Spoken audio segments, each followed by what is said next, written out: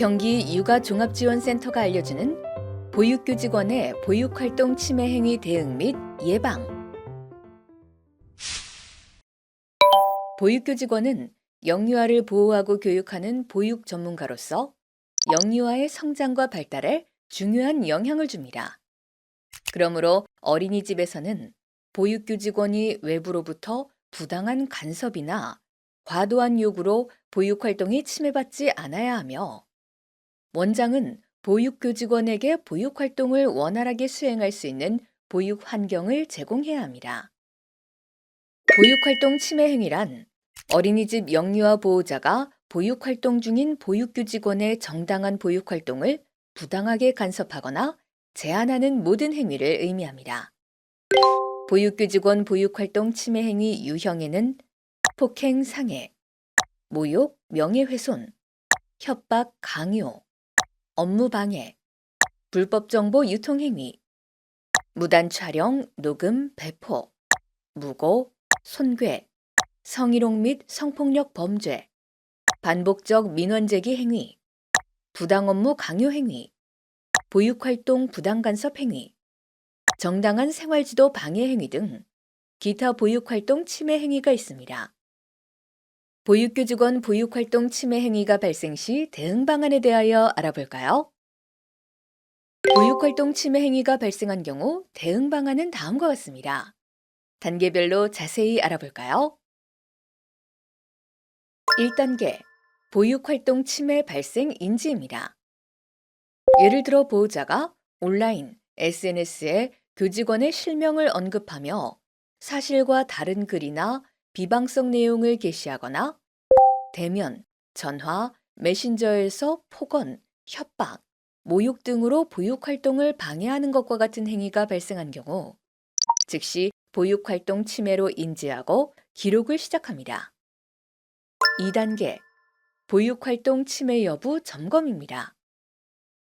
해당 내용이 사실과 다른 주장, 과도한 비난, 허위 정보, 개인정보 노출 등 침해 유형에 해당하는지 체크하거나 동일, 유사 행동의 반복 여부, 다른 교직원의 피해 여부 등을 함께 검토해 심각성 평가와 같은 보육활동 침해 여부를 점검합니다.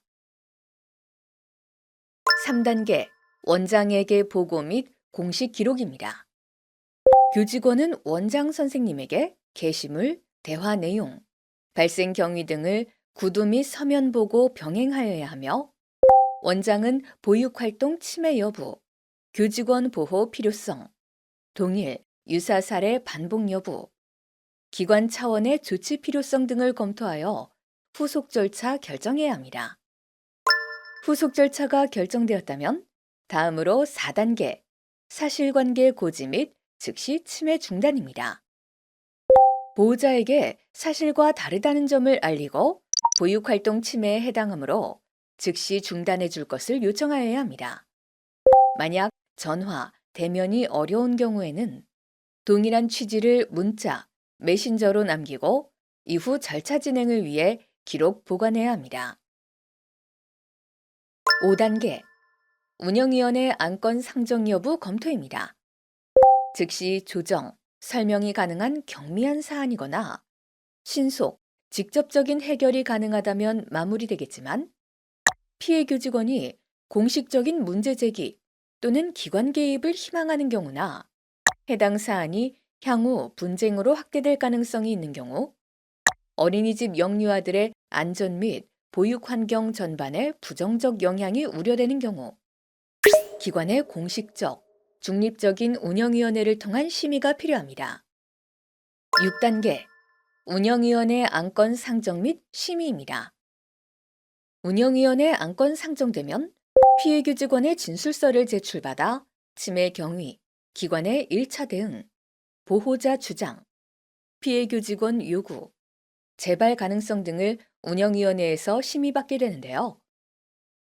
사실관계와 관련 지침을 바탕으로 사과 요청, 게시글 삭제 요청, 면담 방식 제한, 외부기관 연계 권고 등 필요한 조치를 의결하게 되고, 결정사항은 서면으로 정리하여 기관 공식 입장으로 확정합니다. 7단계 조치 이행 모니터링 및 추가 대응입니다. 원장은 운영위원회 결정 사항이 적절히 이행되는지 지속적으로 확인하여야 하고 보호자의 게시글 삭제, 사과 등 합의사항 준수 여부를 점검해야 합니다. 만약 조치가 이행되지 않거나 침해가 반복될 경우 피해 교직원의 의사를 반영해 법률 자문 후 형사 고소, 손해배상 청구, 관계기관 신고 등과 같은 단계적 조치를 검토하여야 합니다. 8단계 외부기관 연계 및 교직원 지원입니다. 대응 외에 피해 교직원을 위한 조치도 필요한데요. 필요시 경기도 육아종합지원센터, 인권센터, 경찰, 법률구조공단 등과 연계하여 전문 상담, 법률 지원 제공하여야 하고 피해 교직원에게는 심리 상담, 휴식, 근무 조정, 동료 지지 체계 마련 등 회복을 위한 지원 제공되어야 합니다. 또한 동일 유사 사례 예방을 위해 전 교직원 대상 권리 보호 교육을 실시하여야 합니다. 다음으로 반복적인 민원 제시 행위입니다. 보호자의 개인적인 이익이나 불만 표출을 위해 정당하지 아니한 민원을 반복적으로 제기하는 행위를 의미합니다. 반복적 민원 제기 행위에는 어떻게 대응하여야 할까요? 반복적 민원 제기 행위가 발생한 경우 대응 방안은 다음과 같습니다. 단계별로 자세히 알아볼까요? 1단계 반복 민원 인지입니다. 동일 보호자가 같은 내용을 여러 경로로 3회 이상 반복 제기하거나 이미 답변, 조치한 사안에 대해 계속 문제를 제기하는 경우 민원 접수 대상, 상담 기록, 교직원 진술 등을 토대로 반복성 여부를 객관적으로 판단하여 반복 민원으로 분류할 수 있습니다. 2단계 최초 민원에 대한 충실한 처리입니다.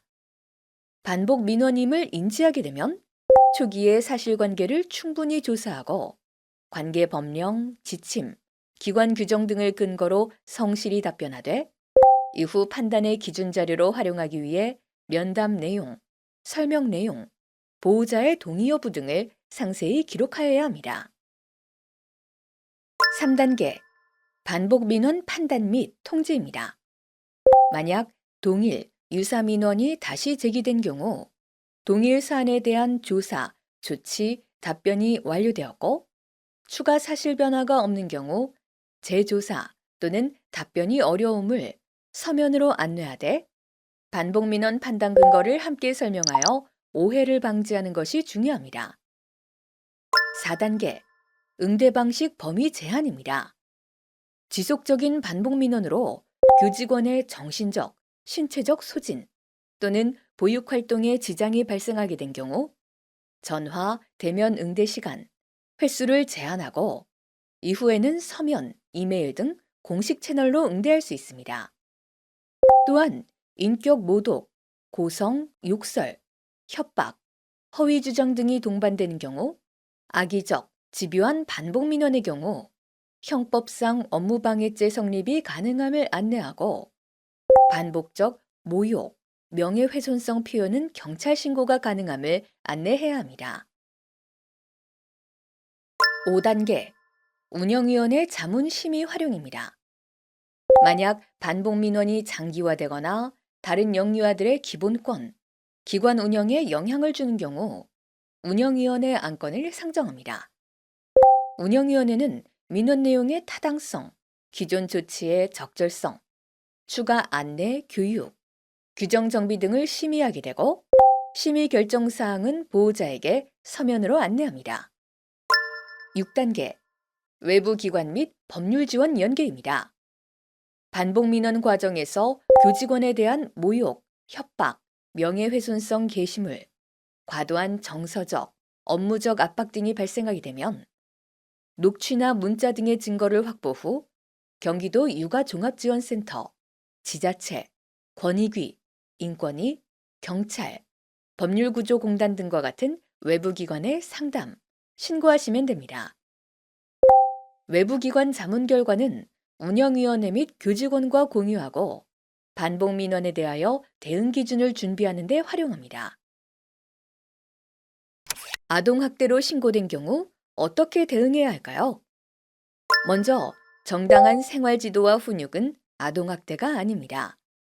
하지만 정당한 생활지도임에도 아동학대로 신고를 당한 경우 수사기관의 사실 확인 절차가 진행됩니다. 허위나 과장된 신고로 판단되는 경우 어린이집은 해당 교사를 보호하기 위한 조치를 즉시 시행해야 합니다. 아동학대로 신고를 당한 경우 대응 방안에 대해 살펴보겠습니다.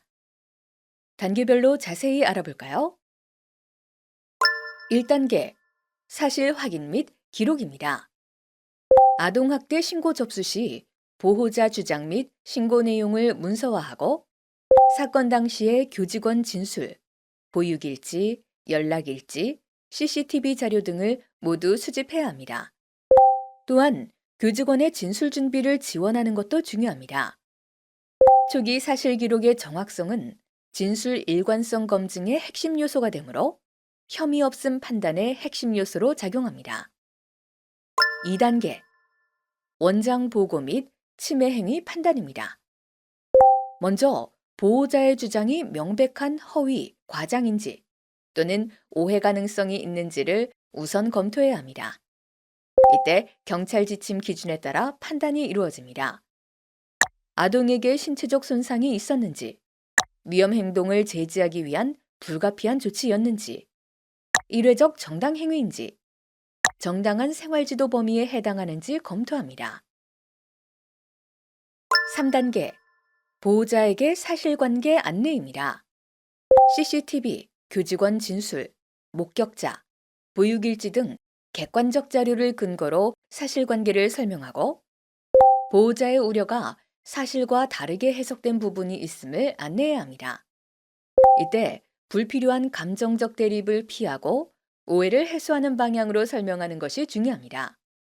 특히 고의성 부재와 학대 목적 부재에 대하여 객관적 자료로 입증하는 것은 향후 진술 신빙성 확보에 매우 중요합니다. 4단계 수사기관 대응 준비입니다.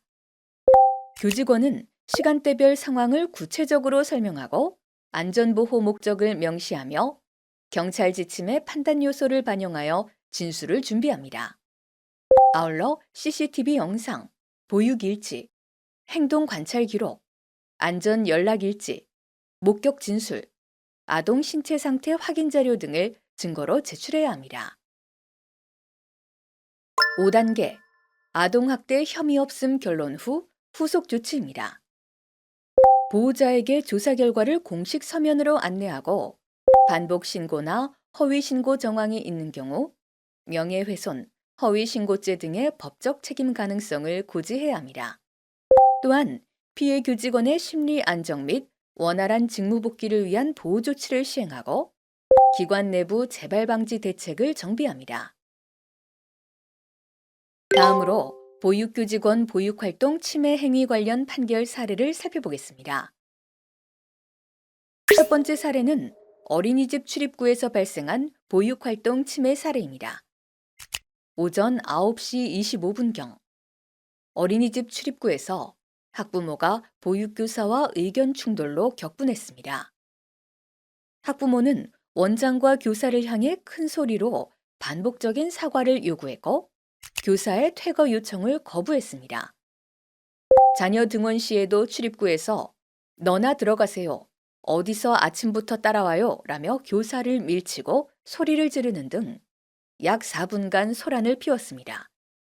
물리적 접촉과 모욕적 언행이 동반된 보육활동 침해 사례입니다. 이 사례에 대한 판시는 어떻게 되었을까요? 법원은 이러한 학부모의 행동이 형법 제314조 위력에 의한 업무방해죄에 해당한다고 판단하였습니다. 학부모의 반복적인 고성, 강압적 요구, 출입구 점거 등은 어린이집의 평온한 보육 환경을 심각하게 침해하는 행위로 업무방해의 고의성과 결과 발생 가능성이 모두 인정되었으며 원장과 보육교사의 정상적인 업무 수행을 방해하는 중대한 위법 행위로 판단되었습니다.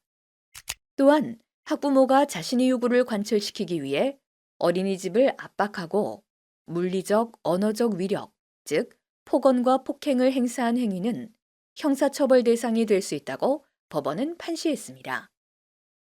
이 사례는 보육활동 침해 행위가 단순한 민원이 아닌 형사처벌 대상이 될 수 있음을 보여주는 중요한 판례입니다. 두 번째 사례는 무단 녹음과 유포로 보육활동 침해 사례입니다. 학부모는 자녀가 어린이집 등원을 거부한다는 이유로 정서적 학대를 의심하고 정황을 확인하기 위해 자녀의 가방에 녹음기를 몰래 숨겨 등원시켰습니다. 이를 통해 담임교사와 다른 보육교 직원들의 대화 내용을 무단으로 녹음했습니다. 그리고 녹음된 내용을 총 4회에 걸쳐 학부모 카카오톡 단체방에 전송했습니다. 이는 보육활동 중인 교직원의 음성을 무단으로 녹음하고 배포한 명백한 침해 행위입니다. 법원은 통신비밀보호법 제3조와 제4조를 근거로 판단했습니다. 이 법은 공개되지 않은 타인 간의 대화를 당사자 동의 없이 녹음하거나 제3자에게 전달하는 것은 불법으로 규정하고 있습니다. 학부모는 자녀 학대 여부를 확인하기 위한 목적이었다고 주장하였으나 법원은 다른 적법한 방법이 있었다고 판단했습니다. 어린이집 원장과 상담하거나 CCTV 확인을 먼저 요청할 수 있었음에도 곧바로 불법 녹음에 나선 점에서 정당성을 인정할 수 없다고 보았습니다. 학부모는 CCTV에는 음성이 녹음되지 않는다고 주장했습니다. 하지만 법원은 영상만으로도 교사의 행동, 표정, 아동의 울음 여부 등을 통해 학대 여부를 충분히 판단할 수 있다고 보았습니다. 또한 당시 아동학대를 의심할 만한 특별한 정황도 없었기에 긴급 피난이나 정당 행위로도 인정되지 않았습니다. 법원은 학부모가 통신의 비밀과 자유라는 헌법상 기본권 침해 및 사회적으로 통신비밀 보호의 필요성이 강조되는 점을 고려하여 이를 중대한 범죄로 보았습니다. 최종적으로 법원은 학부모에게 징역 8개월, 자격정지 1년의 형을 선고했으며 집행유예 2년을 부과했습니다. 이 판결은 학대 의심이라는 목적이 있더라도 적법한 절차를 거치지 않은 무단 녹음과 유포는 중대한 범죄가 될 수 있음을 명확히 보여줍니다. 어린이집 원장과 교사가 수행하는 보육활동에 대하여 국가로부터 보호받을 수 있을까요? 국가, 지방자치단체, 그 밖의 공공기관에서는 영유아보육법 제18조의 3에 따라 보육교 직원이 보육활동을 원활하게 수행할 수 있도록 적극 협조하여야 하며 보육교 직원의 보육활동을 보호하기 위한 시책을 수립, 시행하여야 합니다. 어린이집 구성원 외에 국가, 지방자치단체, 그 밖의 공공기관에서도 보육교 직원이 보육활동을 원활하게 수행할 수 있도록 적극 협조하여야 하며 중앙보육정책위원회에서는 보육교 직원의 보육활동과 관련된 분쟁의 조정을 위하여 보육활동 보호위원회를 구성해야 하며 각 시도는 시도 보육활동 활동보호위원회를 두어야 합니다. 보육활동 보호위원회는 영유아보육법 제18조의 4, 동법 시행령 제20조의 9에서 11에 근거하여 보육교 직원의 보육활동을 보호하기 위한 각종 시책을 수립, 시행하고 보육교 직원의 보육활동 보호에 관한 사항 등을 심의하기 위한 전문위원회입니다. 보육교 직원의 정당한 생활지도 행위가 아동학대 범죄로 신고되어 이를 보육활동 침해 행위로 볼 수 있는 경우 보육활동보호위원회와 시도 보육활동보호위원회에서 보육활동 침해 행위에 대한 보호조치 및 관련된 분쟁의 조정을 할 수 있습니다. 경기도에서는 보육교 직원의 건강하고 안전한 노동 환경을 조성하고 보육교 직원의 인권 향상에 이바지함을 목적으로 경기도 보육교 직원 권익보호 및 증진을 위한 조례를 제정하여 시행하고 있습니다. 보육교 직원의 권익보호 및 증진에 관한 사항을 협의하기 위하여 경기도에서는 보육교 직원 권익보호위원회를 설치 및 운영하고 있습니다. 어린이집 안전공제회에서는 보육교직원 권익보호 특약을 운용하고 있는데요. 보육교직원이 보육활동 중 발생한 업무상 과실로 보호자 등으로부터 영유아가 피해를 입었다고 주장하는 경우, 법률 상담 제공 및 고소 또는 고발 등을 당한 경우 변호사 선임비를 보장하고 있습니다. 보장 한도는 다음과 같습니다. 경찰, 검찰에서 수사하는 단계에서는 변호사 선임 비용으로 1인당 500만 원까지 실비 보상하고 심리지원 비용으로 1인당 100만 원까지 실비 보상하고 있습니다. 경찰, 검찰에서 조사 이후 법원에서 재판하는 단계에서는 변호사 선임 비용으로 1인당 1심, 2심, 3심 재판 각 500만 원까지 실비 보상하고 있으며 심리지원 비용으로 1인당 200만 원까지 실비 보상하고 있습니다. 만약 아동학대로 유죄 판결되는 경우나 피해자 측과 형사적으로 합의할 경우에는 보장되지 않습니다. 보상 절차는 다음과 같이 진행됩니다. 먼저 어린이집에서 사고를 접수하면 공제회가 법률 상담과 절차를 안내합니다. 경찰, 검찰 또는 법원의 수사나 재판이 마무리되면 어린이집에서 청구 서류를 제출하고 공제회가 이를 검토한 뒤 공제급여를 지급합니다. 보육활동 보호는 어린이집 구성원 모두의 협력과 참여를 통해 이루어질 수 있습니다. 보육교직원의 전문성과 자율성이 존중받고 부모와의 상호 신뢰가 형성될 때 영유아는 더욱 안정된 보육 환경에서 건강하게 성장할 수 있습니다. 영유아 보육법 제18조의 2에서는 보육교직원의 책무성에 대하여 제시하고 있습니다.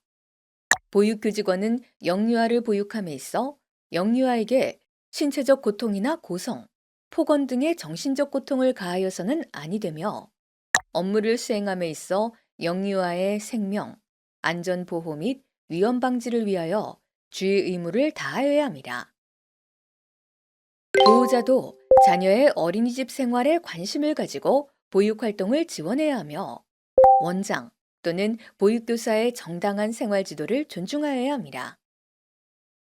영유아 보육법 제18조의 6에 따르면 보호자는 보육교직원 또는 다른 영유아의 인권을 침해하는 행위를 하여서는 안 되며 영유아 보육법 제18조의 5에 따른 어린이집의 원장 또는 보육교사의 영유아 생활 지도를 존중하고 지원하여야 합니다. 또한 보육활동에 관한 어린이집의 원장과 보육교사의 전문적인 판단을 존중하고 보육활동이 원활히 이루어질 수 있도록 적극 협력하여야 합니다. 보육활동 보호를 위한 원장, 교사, 부모의 역할은 무엇일까요? 보육활동 보호를 위한 예방을 위하여 원장의 역할은 다음과 같습니다. 첫 번째, 보육교사가 전문성과 자율성에 기반하여 보육활동을 계획하고 운영할 수 있도록 신뢰하고 지원해야 합니다. 두 번째, 어린이집 운영 전반과 놀이중심 보육과정에 대한 부모의 이해를 높이기 위해 부모 교육을 실시하고 안내 자료를 주기적으로 제공하여야 합니다. 세 번째, 보육교사와 부모를 대상으로 보육활동과 권리보호를 위한 예방교육을 정기적으로 실시해야 합니다. 네 번째, 어린이집 내 보육활동 보호 관련 규정과 절차를 마련하고 모든 구성원이 숙지하도록 안내해야 합니다. 다섯 번째, 어린이집 보육교사와 부모가 서로의 역할을 이해하고 배려하도록 정기적인 소통의 기회를 마련하여 상호 존중하는 문화를 조성해야 합니다. 여섯 번째, 영유아 및 보호자와 교사 간의 상호 소통 증진을 위해 노력하며 어린이집 원장과 교사의 원활한 생활 지도를 위해 시설, 인력, 행정 등 제반 여건을 갖춰야 합니다. 다음은 보육활동 침해 행위 발생 시 원장의 역할에 대해 살펴보겠습니다. 첫 번째, 보육활동 침해 상황이 발생한 경우 이를 방관하거나 회피해서는 안 되며 관리 책임자로서 책무를 성실히 수행해야 합니다. 두 번째, 사실관계를 정확히 확인한 뒤 보육교사의 입장을 존중하며 신속하고 공정하게 처리하기 위한 대응 조치를 이행해야 합니다. 세 번째, 치매 상황이 반복되거나 원만한 조정이 어려울 경우 운영위원회 등 공식 절차를 통해 문제를 해결해야 합니다. 네 번째, 치매 상황 처리 과정에서 보육교사의 심리적 안정과 회복을 지원하기 위한 심리 상담 지원 등의 보호 조치를 제공해야 합니다.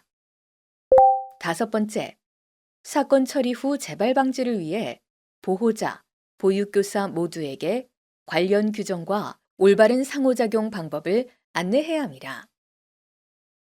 보육활동 보호를 위한 예방을 위하여 교사의 역할은 다음과 같습니다. 첫 번째, 보육 전문가로서 책무를 다하며 놀이 중심 보육 과정에 기반한 보육 활동을 계획하고 실행해야 합니다.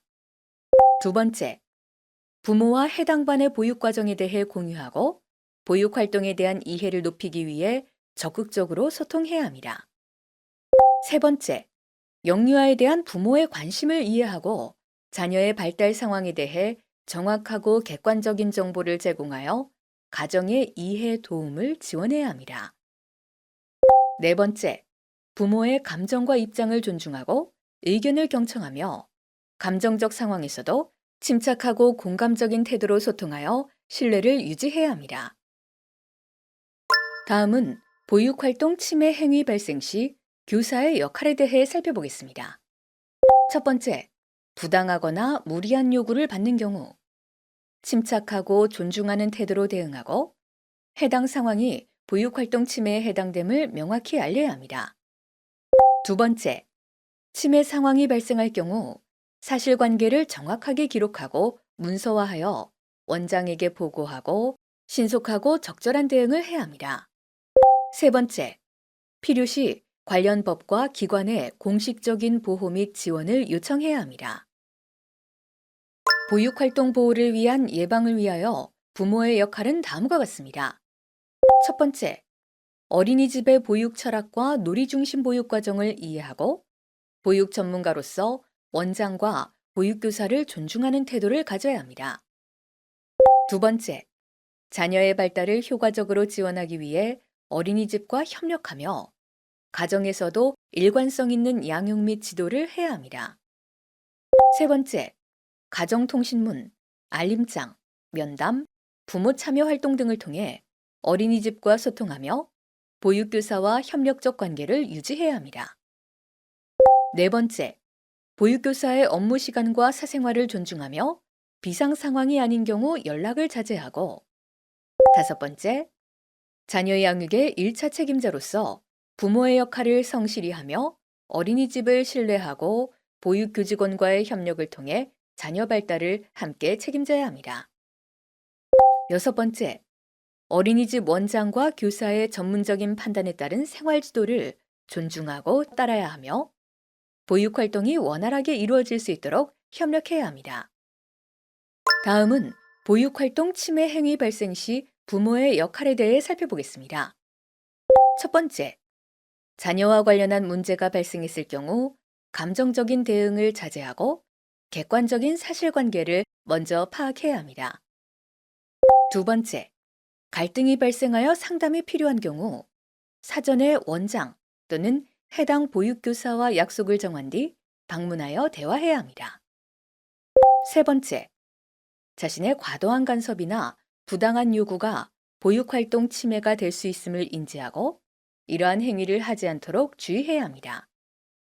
네 번째, 보육교직원이 해당 행위가 보육활동 침해에 해당함을 안내하고 중단을 요청할 경우 즉시 행위를 중지하고 원장 등과의 협의를 통해 문제 해결에 성실히 임해야 합니다. 다섯 번째, 사이버 공간에서 확인되지 않은 내용으로 보육교직원을 비방하거나 명예를 훼손하는 행위를 하지 않아야 합니다.